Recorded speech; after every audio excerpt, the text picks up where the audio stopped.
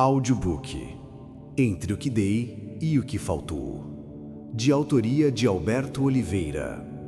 Uma história de romance autobiográfico, evidenciando sentimentos mal compreendidos, silêncios que gritaram mais alto que palavras e tentativas de amar onde o amor parecia sempre escapar pelos dedos.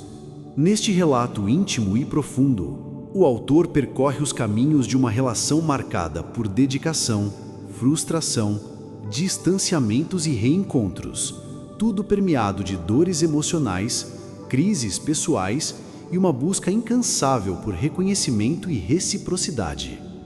É um mergulho sincero nos altos e baixos de um coração que apenas quis ser visto, ouvido e amado, e que mesmo em meio às ausências, tentou permanecer presente.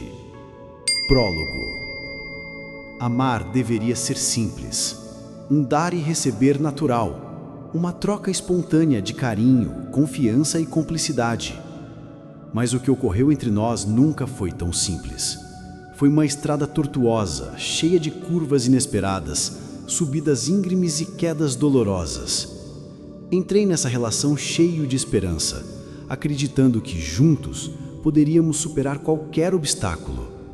Mas pouco a pouco, o que era amor começou a se confundir com confusão, mágoas e desencontros. Tentativas de entendimento que esbarravam em muros invisíveis, silêncios mais pesados que palavras. Este relato é a minha verdade. A história de como me perdi tentando me encontrar no meio do que éramos e do que deixamos de ser. Uma jornada onde dor, esperança e decepção se entrelaçam, mostrando que por mais difícil que seja, é preciso coragem para encarar a si mesmo e recomeçar. Narrador. Capítulo 1. O encontro e a promessa. Quem fala é Alberto Oliveira, da Digital Art. Sempre acreditei que a vida é feita de momentos que passam rápido, quase sem perceber. Mas quando conheci a Enila, senti que um momento poderia durar para sempre. Ela entrou na minha vida com uma mistura de força e delicadeza, como quem sabe exatamente o que quer, mas não tem pressa para conquistar. Era diferente, não era daquelas que se deixam levar pela pressa. Ela gostava de observar, sentir, entender. Lembro de uma das primeiras conversas, olhos nos olhos, ela me disse com um sorriso tímido: Alberto, acho que consigo entender seu TDAH, mas confesso que às vezes sofro um pouco com as consequências. Eu também sinto isso, mas acho que se estivermos juntos, podemos fazer funcionar, respondi com esperança. Era a promessa silenciosa de que mesmo nas dificuldades, haveria espaço para compreensão. E naquele instante, mesmo sem saber, estávamos construindo algo. Os primeiros dias foram cheios de risos, trocas e planos. Havia algo naquela cumplicidade que me fazia sentir vivo, que me dava coragem para enfrentar qualquer coisa. Eu queria ser o homem em quem ela pudesse confiar, o apoio nas horas difíceis, o amigo nas horas solitárias. Mas no meio daquela luz começaram a aparecer sombras. As discussões tornaram-se constantes. Quase sempre, do ponto de vista dela, eu nunca tinha razão. Quando tentava explicar como me sentia, ela dizia que eu queria demais, mais do que ela podia dar, que eu não entendia a falta de tempo e atenção que ela tinha para mim. Meus sentimentos frequentemente eram ignorados, como um peso a mais. Bastava discordar de algo, por menor que fosse, e a discussão começava. Ela usava esses conflitos como justificativa para se afastar, dizendo que o excesso deles destruía o que tínhamos. Mas naquele momento, ainda queria acreditar que podíamos superar tudo. E eu tentava entender, amar de formas que talvez ela não conseguisse receber. Cometi erros, claro, mas nunca por falta de vontade. Muitas vezes senti que estava sozinho nessa luta, que meu amor era como dar migalhas a alguém que precisava de um banquete. Mas ainda assim, havia uma promessa, a promessa de que aquilo poderia ser mais, melhor, se tivéssemos coragem de enfrentar juntos. Essa promessa ficou guardada como um farol na tempestade que ainda viria. Capítulo 2. A tempestade cresce. Os dias passaram e a promessa silenciosa que nos unia parecia cada vez mais distante. A presença de Enila na minha vida começou a parecer um fio tênue, prestes a se romper. As discussões, que antes eram esporádicas, tornaram-se a trilha sonora constante dos nossos encontros. Não importava o assunto, desde uma palavra mal interpretada até um gesto despretensioso, tudo podia se tornar motivo de confronto. E quase sempre, eu era o errado. Quando tentava falar do "te sentia", ela me perfurava a alma ao responder: "Alberto, você quer demais, eu não consigo estar para você como você deseja." Era difícil aceitar, porque para mim, amar significava estar presente, apoiar, cuidar. Mas para ela, talvez fosse diferente. Sentia-me sufocado pela distância que crescia entre nós. Ela estava cada vez mais ausente, mesmo estando presente. E eu sofria em silêncio, com o coração apertado, tentando não afundar na dor do abandono. Tentei abordar o assunto, pedir mais atenção, mais carinho, mas ela respondia com um sorriso cansado ou uma palavra fria. Parecia que eu era um peso que ela não queria carregar. O que mais doía era que, apesar de tudo, eu ainda a amava.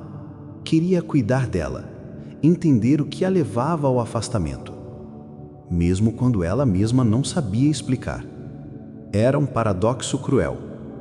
Além disso, havia o cansaço dela, a sobrecarga do dia a dia, o estresse. Eu tentava ser compreensivo, mas, no fundo, a ausência dela me consumia. E assim nos afastamos aos poucos, com discussões intermináveis, silêncios mais altos que palavras e um amor que parecia escapar entre nossas mãos. Mas eu ainda acreditava que podia haver esperança. Que talvez, se eu fosse mais paciente, mais forte, ela pudesse voltar de verdade. Mal sabia que o destino já preparava um teste maior, um golpe inesperado que abalaria tudo em que acreditávamos. Capítulo 2.1. As palavras que ferem. Com o tempo, as discussões aumentaram, tornando-se constantes entre Enila e eu.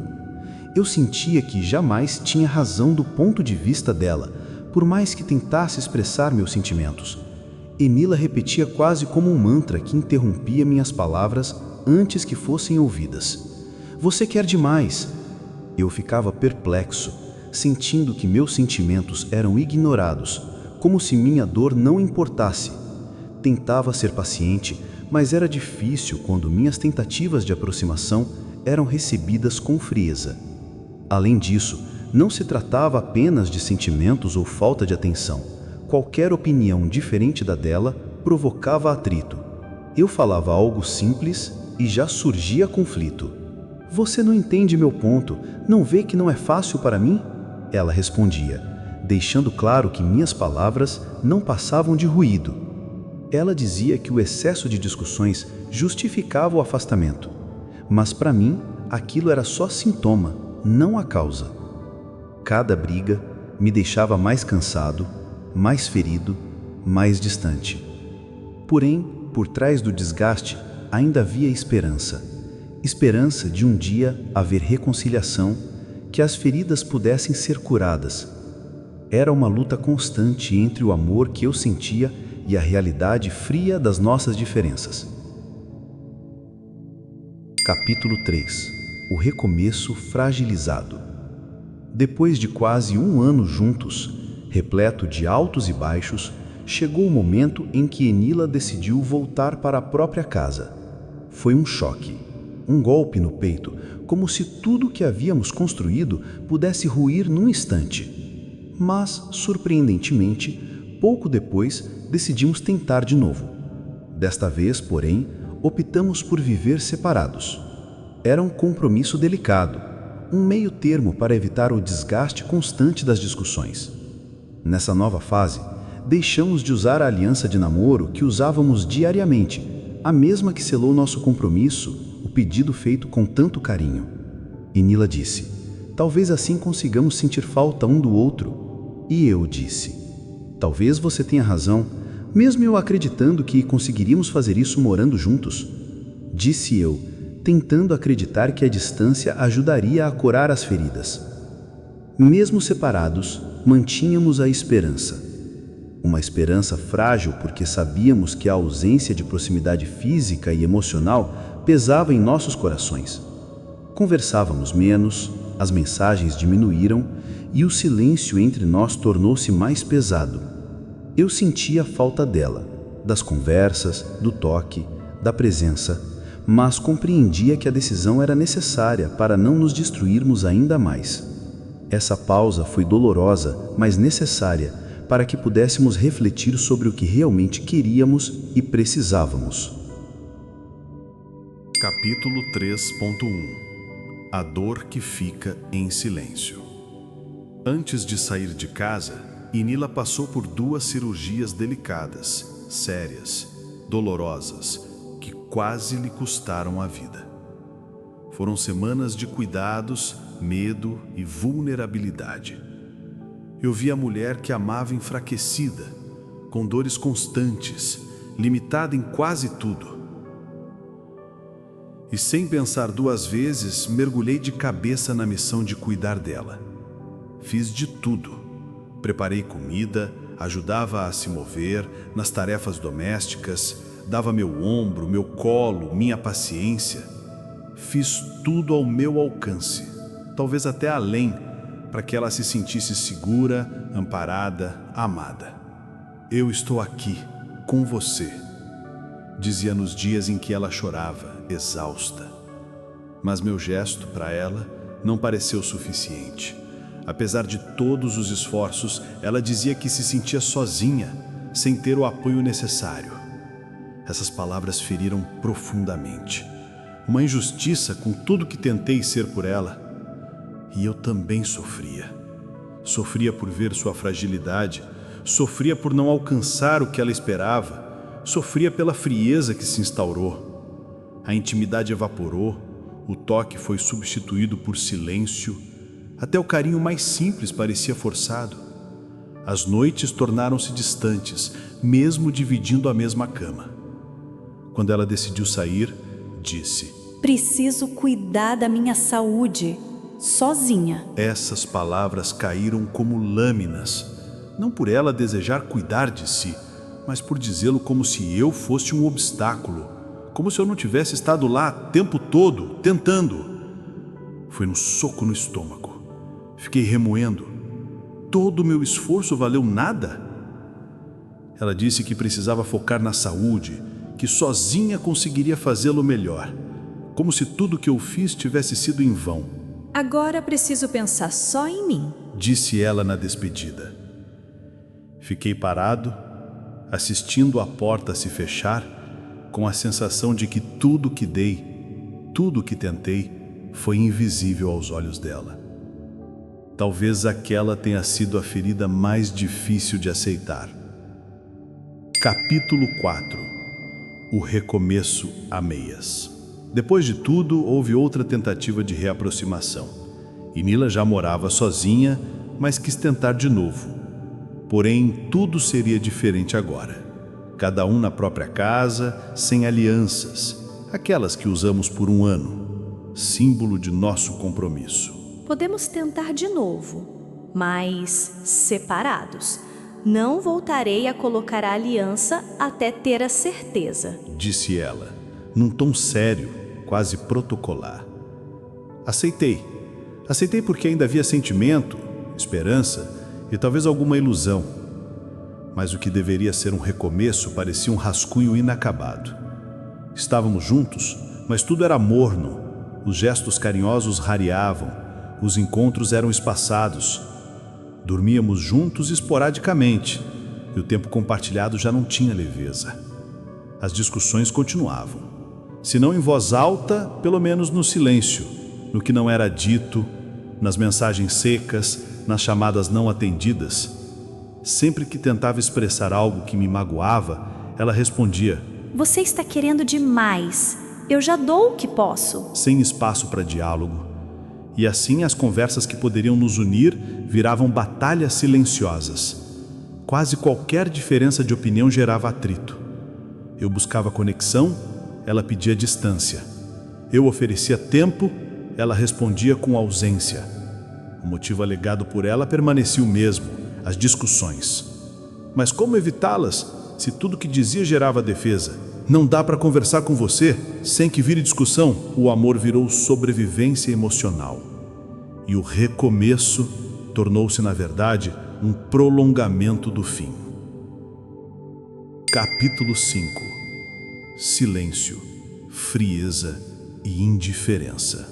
Nossa tentativa de recomeço, mesmo vivendo afastados, não trouxe alívio. A presença física dela já não estava em casa, mas na verdade a ausência emocional estava presente há muito tempo. Pelo menos ainda havia no fim do dia, mesmo que em silêncio. Agora nem isso mais havia. As conversas ficaram vazias, mensagens curtas, respostas frias, e aquela frase que se repetia: Você quer mais do que posso dar. Eu ficava calado, engolindo palavras. Sim, ela tinha a vida dela, mas eu também. E nela, ela ainda era tudo. Eu parecia um incômodo, um dramático, um exagerado. Até os bons dias dela tornaram-se automáticos. Um dia escreveu: Eu espero que você esteja, na medida do possível, bem. Meu dia foi cheio, cansativo e estressante. Apesar de todas as besteiras que você escreveu, você está nas minhas orações. Li aquilo umas 10 vezes. Não havia sequer uma pergunta verdadeira sobre como eu estava. Nenhum gesto genuíno de cuidado, nenhuma ligação.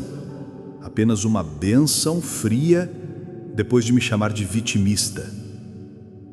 Naquele momento, tudo que eu tinha feito por ela veio à mente. Noites em que mal conseguia andar, as 2 cirurgias, cuidados com remédios, refeições, massagens, colo, paciência, apoio constante. Fiz tudo.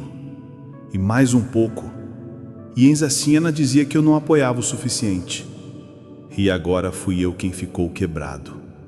Escápula fraturada, 4 costelas. Dores fortes para deitar, levantar, vestir uma camisa. E ela, distante, ausente, como se nada tivesse acontecido. Escrevi várias vezes tentando me explicar, falar como me sentia. Mas recebi frases como: Então fique com a máquina. Ela não aguentaria seu vitimismo. Aquilo doeu.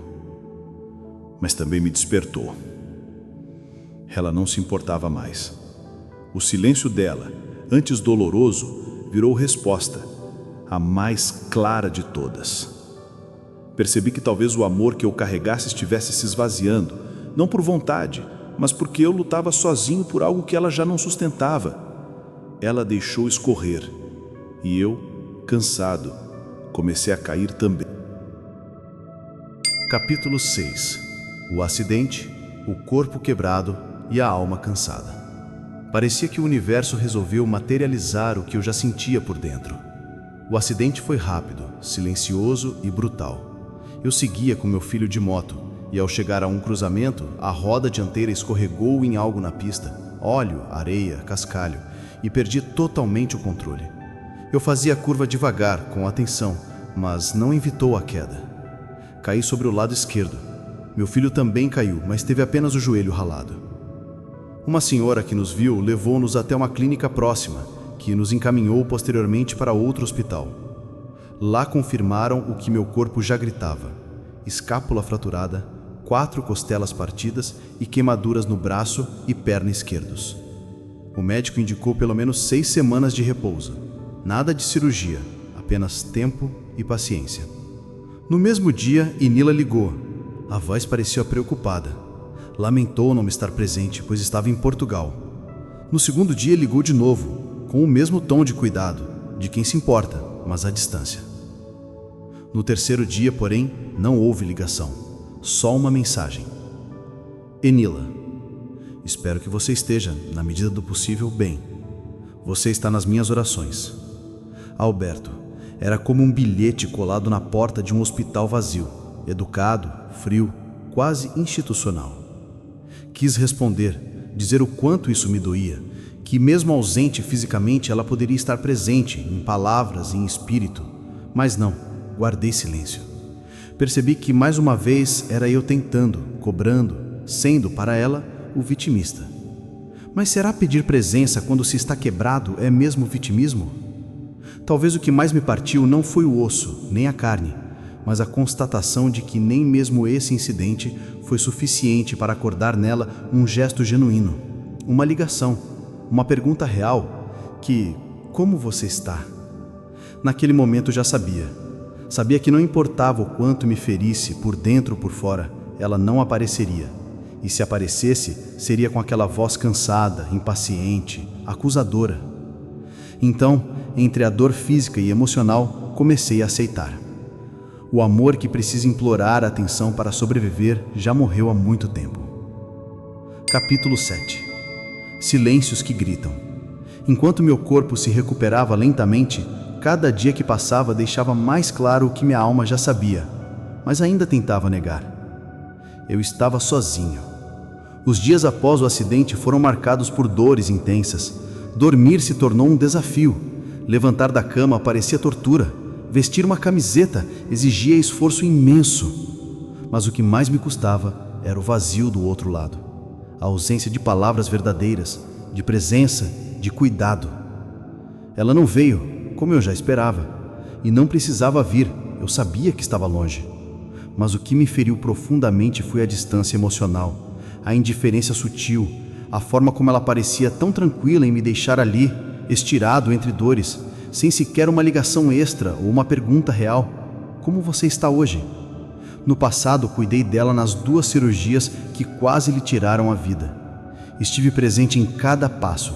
Cozinhei, limpei, levantei-a, ajudei-a a se vestir, estive lá. E ainda assim, ela dizia que eu não tinha feito o suficiente, que não a compreendia, que a minha presença não bastava. Essas palavras doeram mais que qualquer osso quebrado. Agora, vendo-me ferido, limitado, precisando de apoio, e percebendo que ela silenciou, tudo ganhou nitidez cruel. O que um dia pensei ser amor, talvez tenha sido a minha tentativa desesperada de merecer amor. E agora, com escápula e costelas fraturadas, percebo que nem todas as fraturas cicatrizam com repouso. Há feridas emocionais que permanecem na alma indefinidamente, especialmente quando o silêncio do outro ecoa mais alto que qualquer grito de dor. Epílogo. O que fica depois do fim? Dizem que o tempo cura tudo, talvez, mas algumas marcas não desaparecem, apenas ficam mais leves de carregar. O que vivi com ela foi intenso, bonito em momentos, mas também profundamente solitário. Não me arrependo de ter amado. Arrependo-me apenas de ter insistido onde não havia reciprocidade. Dei o meu melhor, talvez até demais. Fui paciente, presente, disponível, até me perder de mim mesmo. Ela dizia que eu pedia demais, mas na verdade só queria o básico: ser visto, ouvido, amado. Hoje carrego cicatrizes no corpo e na alma, mas também levo a certeza de que mereço mais. Mereço alguém que escolha estar, não apenas nos dias fáceis, mas sobretudo nos dias difíceis. Alguém que não veja meu cuidado como sufoco, nem minha dor como vitimismo. Encerrar essa história é me libertar. Deixar para trás a tentativa de consertar o que nunca esteve inteiro e abrir espaço para uma nova fase, com mais verdade, mais paz e, sobretudo, mais amor próprio. Porque no fim, o amor que salva é aquele que nasce dentro de nós mesmos. Fim.